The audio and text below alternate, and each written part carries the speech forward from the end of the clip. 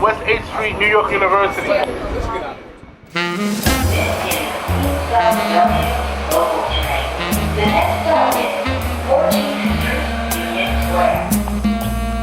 From New York University, you're listening to Conversations, hosted by President Andy Hamilton. In each episode, Andy talks insight, inquiry, and imagination with a leading mind from the NYU community. Hello, today we have as our guest Professor Bob Bauer from NYU's School of Law. Professor Bauer is the Professor of Practice and Distinguished Scholar in Residence at the Law School. He's also co-director of NYU's Legislative and Regulatory Process Clinic, which is held in Washington, D.C. every academic year. For the purposes of today's conversation, however, it is Professor Bauer's vast experience, many years in Washington, D.C., at the heart of government. He served as the White House counsel under Barack Obama, and he was also the senior advisor to Joe Biden on his 2020 campaign.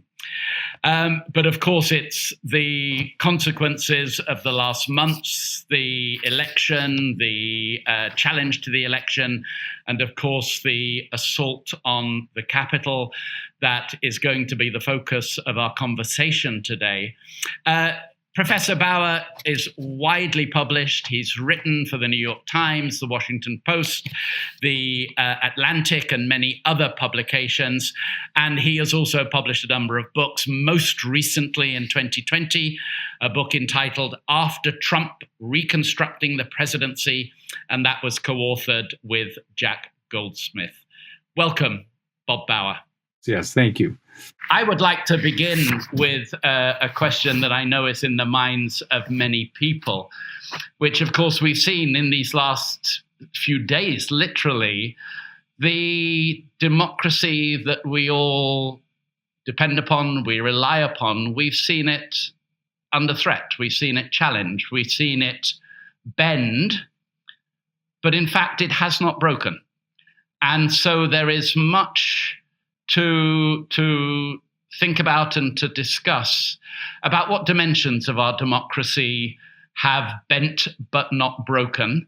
And in these last weeks, Bob, what do you see as the parts of our democracy, our institutions that have proved the strongest, but also which ones do you think really need strengthening, need shoring up, given the experiences of these last weeks? Certainly, we have seen some very strong performance within institutions. I tend to think of this, however, as spot performance, because I think many of our governing institutions in a very polarized politics in the United States are coming under enormous pressure. And so we can be grateful that at the end, Congress, Vice President of the United States, leaders in a number of the states, secretaries of states, governors, state legislative leaders, all stood behind the democratic process and defended it against an unprecedented assault. But I think we also have to recognize how hard a road it was, much harder than anybody would have imagined. And so for that reason, I think there's much over the last 4 years through this most recent experience in January, much to talk about in the way of what is needed to shore up institutions. And when we speak about shoring up institutions in the interests of a robust democracy, we also need to think about what obviously I've written about and have been very concerned with, and that is reconstructing the presidency, looking at the weaknesses that the Donald Trump presidency has exposed and the norms and legal constraints that we used to think would govern the conduct of executives. And we now know there are genuine problems there that need to be addressed and hopefully will not be lost in the admittedly other heavy items on the national agenda that lie ahead. Let's move to that issue, the presidency itself. And you recently were quoted in a New York Times article on January the 11th, 2021, and you said, "We have to reconstruct some norms that have been damaged, but the idea is to strike a balance so that reform is effective without undermining a strong presidency. So what do you see as needing to change? What types of guardrails do you see as appropriate to put in place to give constraint? Yes, but as you say, to not limit a strong presidency if that is what the wishes of the American population is. Yes, that is the challenge. The challenge is to curb the overreach in the presidency, some of the dangerous excesses that we've seen in recent years. And I want to come back to sort of how they've come to develop up to the point that Donald Trump became president, but to do so in a way that does not enfeeble the presidency and that does not remove the executive from the critical role that he or she has in providing energetic, nimble executive action. We're going to need that. We've always needed it, and that's how the presidency has developed in the direction that it has. But of course, over time, we have seen that presidencies have developed paths that go far, far beyond, I think, what the founders envisioned or what we would consider to be safe in a system of checks and balances.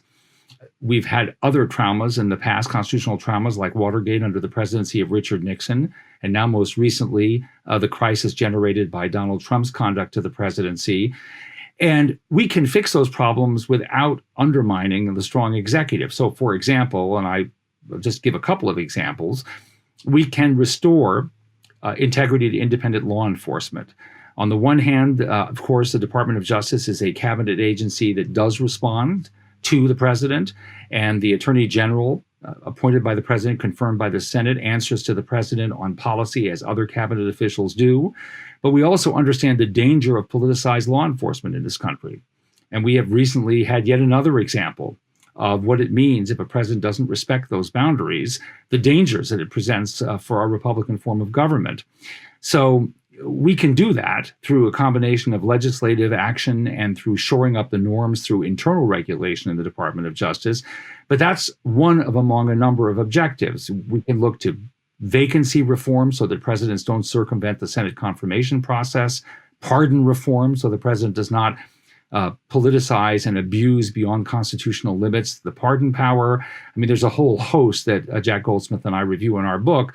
It's a huge task. It won't take place in 2 years, but we think the work needs to begin. One of the dimensions of American elections that has become very visible, and its vulnerability very visible, particularly to this NYU president who came from a country where at 3 o'clock in the morning after an election, the moving vans pull up outside 10 Downing Street, and the transition of power is incredibly rapid. Now, of course, there's a permanent civil service in the UK. It's a rather different situation here. But isn't it the case that the 2.5 month transition period after the election and before Inauguration Day has really shown its vulnerability? It was necessary when it took a month to travel by horse and buggy from Illinois to Washington, D.C. In those days, it took 9 months to send a fleet across the world and start an international incident. All of those things can happen in a heartbeat in the modern day. Do you see some potential for a concertinaing, a shrinking of that 2.5 month period where there is clearly, as we have seen, the potential for some mischief if that's what a defeated president wishes? We certainly need to look at reform of the transition process. And if that period of time isn't shrunk, and it's been shrunk once before, then we need reform of the statutory framework for transition and ways of shoring up norms. This is a classic example of an arrangement, transitions of power in the United States at the level of the presidency that have relied on a combination of legislative funding and guidance through the Transition Act, but also norms. Presidents who are prepared to concede defeat and recognize that they lost at the polls, and then to collaborate actively with the incoming regime. And we have seen that there are weaknesses in the law, and there is a potential complete collapse of the norms that normally would govern the conduct of the outgoing incumbent president not winning a second term. An example, of course, is it took several weeks for the General Services Administration head to do what the statute calls for and to initiate the transition process by finding that Joe Biden and Kamala Harris were the only the apparent winners of the presidential election. And she balked, presumably under tremendous pressure from within the administration, though she declines to say and has denied that it was applied directly. But the president at that time was issuing various directives to agencies not to cooperate in the transition. So we clearly need to find a way that through amendment of that authority, the authority to actually initiate the transition through the determination of the apparent winner, and in other ways to protect the country from a disrupted transition. It's very dangerous to have that. And you're right. We've seen that simply we can't have that happen again. Just to extend that issue of checks and balances, and particularly on the anticipated norms of behavior, let's even go beyond the presidency and think about the way in which some of the dissolution of those norms has occurred. And I'd like to ask you what ideas, what legislative options do we have for protecting some of those norms? And let me give an example. The Supreme Court justice nominations and the very different handling of the Merrick Garland and the Amy Coney Barrett nominations obviously represented a surprising change to the norm of Senate behavior. And I just would be interested since that is politics in the raw, politics that certainly did not go in any way beyond the permissible and the legal, yet it was a change in norm and expectation. And so how would you see the option of providing some guardrails, as you said earlier, to those kinds of expectations? So it depends, in my view, whether you can achieve this strengthening of norms on the norm in question and the institution in which the norm is practiced. There is certainly going to be, in a very polarized politics, there's going to be huge pressure on norms like the ones that you cited that govern Supreme Court nominations.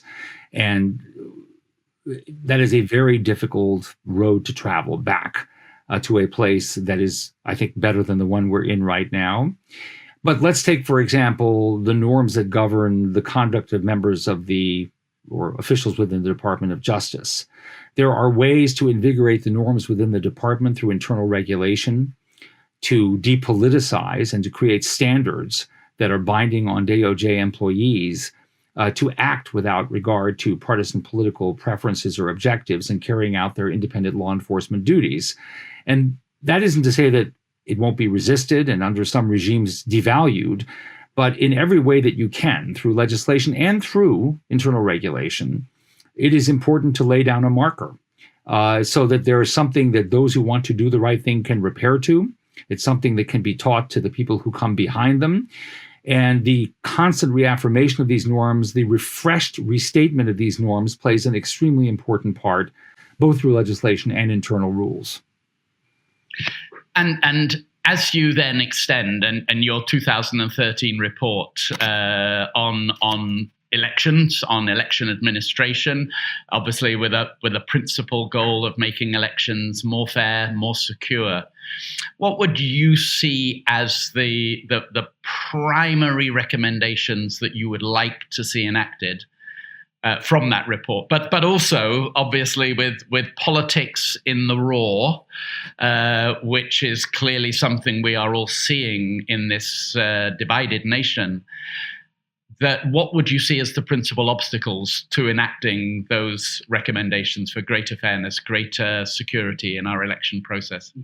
Yes, well, once again, polarization is the challenge, which is that each party sees in the elections just more, if you will, material to be molded to their preferences. They want to see the playing field shifted in their direction. I won't get into the way in which they justify it because I don't want to get into the respectability of the competing positions on that issue. I have my own views as a Democrat of who wins that argument.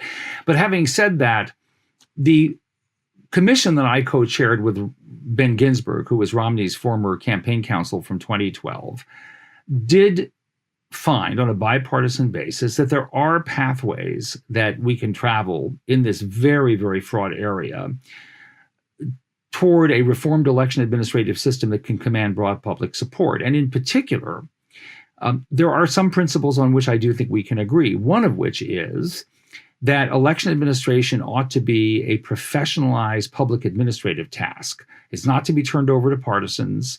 It requires very complex administrative skills to update technologies, to update systems, to understand how to manage the enormous flow of voters and the different options that voters currently have to participate in the electoral process, from early voting through mail voting, no excuse absentee voting, to election day voting, to voting on election day provisionally and then curing those ballots or bringing them to life after election day.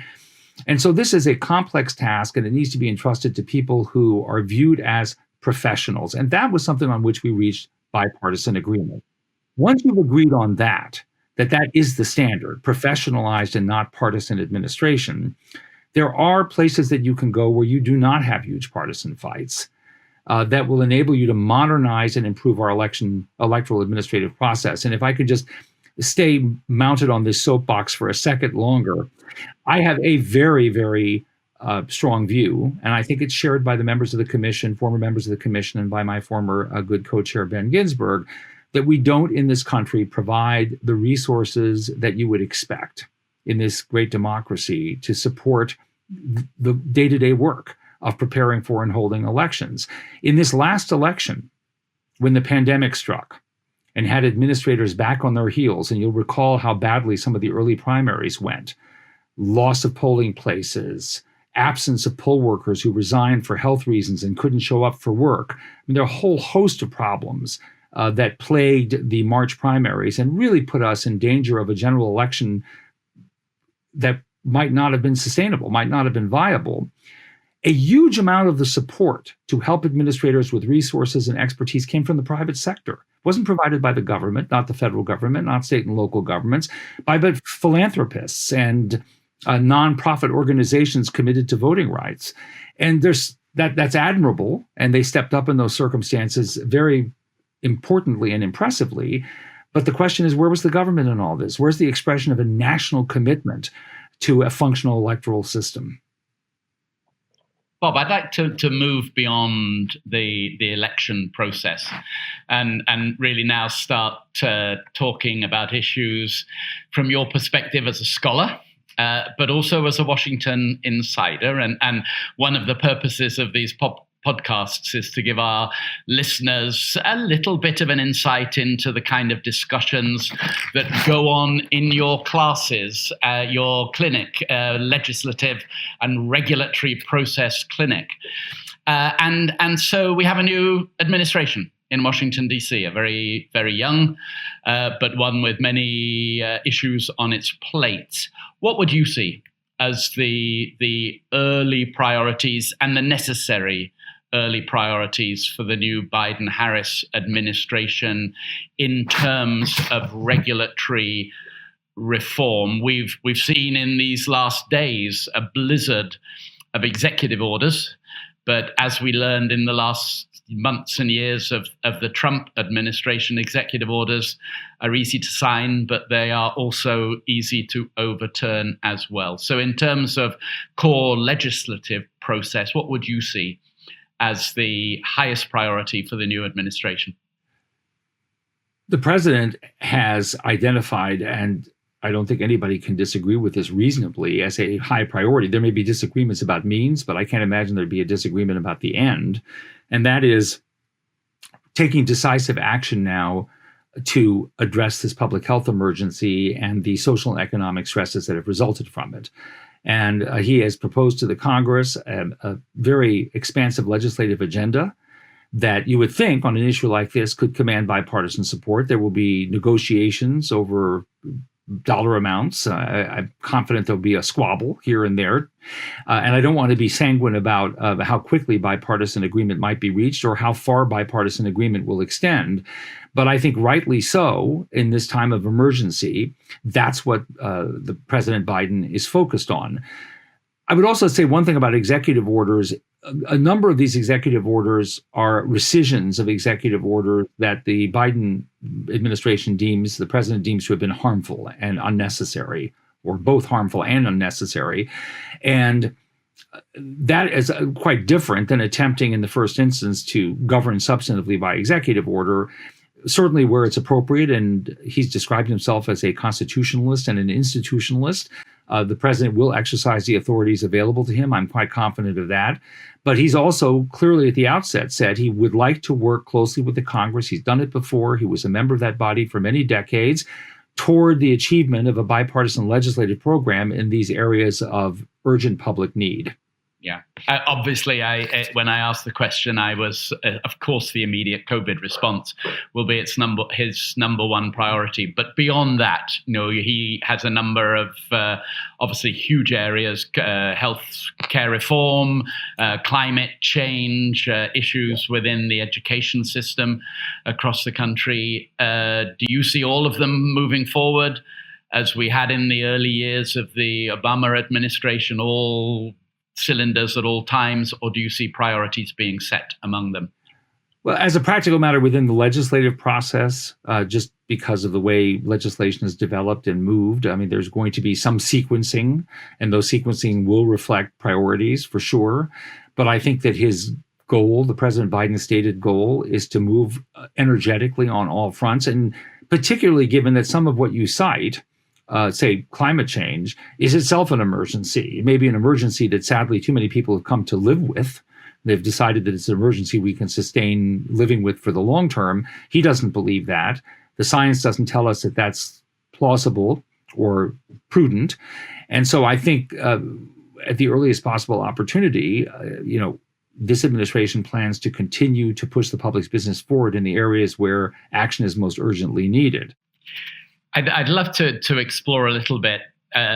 One of the things I'm sure is a focus in your classes at the law school, and that's, of course, the education of the next generation of leaders and of decision makers, and in particular the process of decision making when faced with complex issues, complex regulatory processes. And let me, if I may, ask a personal question about your own decision making as you've worked closely with several recent presidents, or certainly President-elect Biden, President Obama, and I didn't mention in your CV, you also work closely with President Clinton as well. And your own route to decision making, how do you tackle a complex decision? And as a counsel, who do you turn to for counsel as you have a difficult and not always an easy decision to make?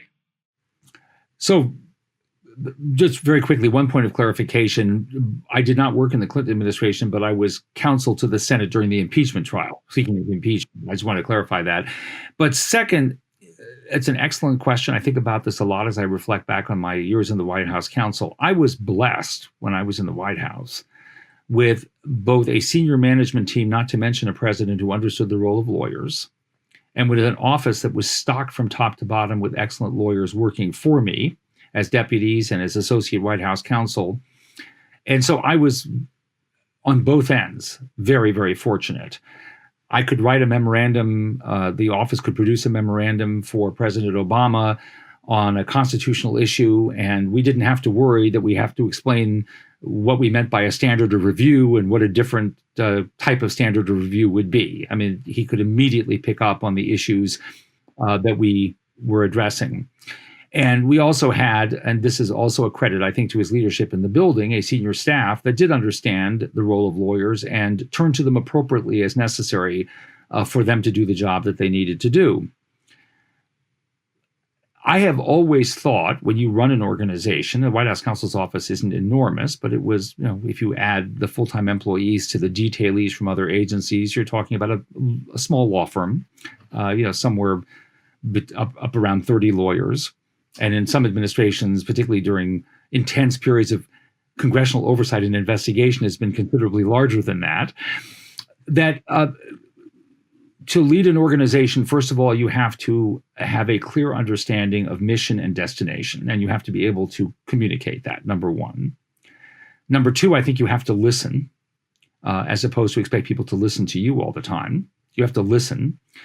And thirdly, you have to empower and credit, in my view. You have to be in a position of telling people, I want to help you not only do your job, but I want to help you progress to a point where you are taking on even greater responsibilities. And I will be sure that people will know those are your responsibilities. And whatever credit accrues to you for what you've done will be your credit, not mine. And I think those three, to me, are not the only requirements of strong leadership, but they're three that I think are really important. And I've never seen an organization, of course, you're the president of a very large one, so you can speak more authoritatively to this issue than I can. But I've never seen a really strong organization operate on any other basis. So what I would say about the next generation of students is this, which I'm going to situate particularly in the context of our conversation about government and politics. And that is respect for process and respect for institutions. We all have goals. Some of them are morally urgent goals. Some of them are politically urgent goals. Some are both. And an organization that is dedicated, for example, to particular results in politics and government is going to be zealous about pursuing those goals.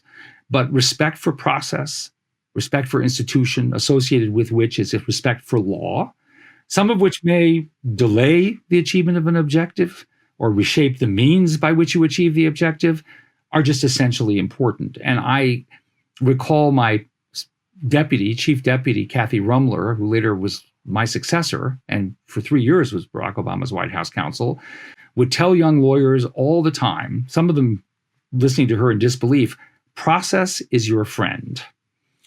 And institutions are important. And I think those are points of particular importance to me in counseling younger lawyers in particular who are interested in government and politics. Those apply to a country, they also apply to a university as well. Due process really does matter. I often talk about the moments in university leadership where you encounter two very distinguished members of staff and they will be 180 degrees diametrically opposed on a particular issue, and both of them are right. And that then becomes the challenge. And one has to listen, one has to allow due process, just as you've described. Coming back to that next generation of leaders, and you described the way in which you advised President Obama, you described the way in which you anticipate President Biden working in the White House and coming to both legislative change and decision making. But of course, one of the challenges that President Biden now has is a very, very divided country. And even the use of evidence, of logic, of scientific understanding are challenged in different parts of this divided country. And so again, thinking about advice to the next generation of leaders, hopefully coming out of your clinic in DC, your NYU clinic in DC. What would you say to them about that dimension of how they navigate this very divided country, how they, as effectively as possible, bring people together around often contentious decisions that nonetheless have to be made? It's a question, it's at the forefront of some of the very first, I'd say, rules of the road that we counsel our students on at the clinic. And that is, we tell them that every point of view can be advanced. It may have to be confronted very aggressively, discussed very intensively, but we do need to engage people who do not think the way that we do. And we need to try to do our best, both to share the way we think and to understand the way they think. Now, that doesn't always lead to a happy ending. There's no point in denying that you may wind up so as much at loggerheads at the end as you were at the beginning.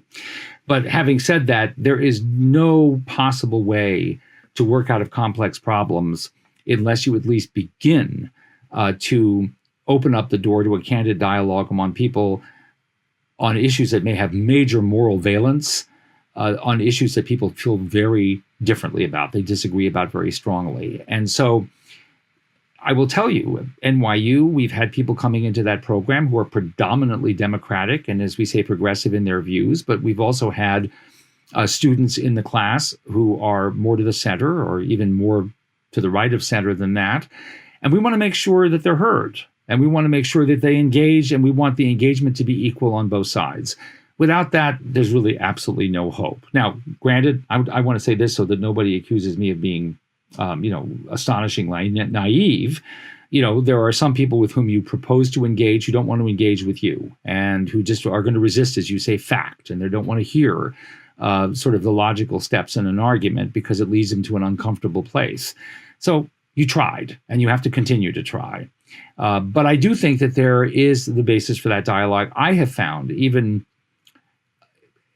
and I'm trying to see how to describe it, I wouldn't call it the modern Republican Party or the Trump Republican Party. I'm not quite sure what to say about it. But over the years that I've been in politics and as a Democrat, I have found that there is a basis for discussion on at least some issues that you can actually, if you work hard enough, brush back some of the references, some of the differences that are maybe even inflamed beyond recognition by rhetoric, and find some basis for a conversation. President Biden has said repeatedly he believes that, and it's something I very much admire in him. Yeah. As a last question, Bob, just to take that very point that you've made, let's take a step even further back. And so we've been talking about your students, your NYU students in your class and clinic.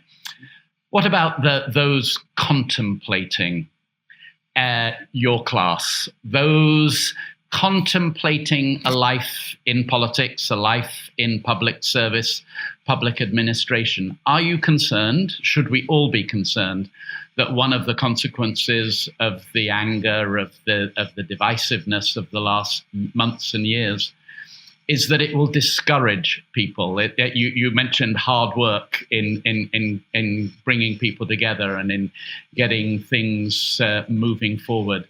We certainly saw some appalling examples of threats and angry rhetoric thrown at legislatures and even interns, junior staff in the Capitol building. What do you say to the 17-year-old or the 23-year-old contemplating law school, contemplating a life in public service, to encourage them to not be discouraged by what they see and the opportunities that actually are there?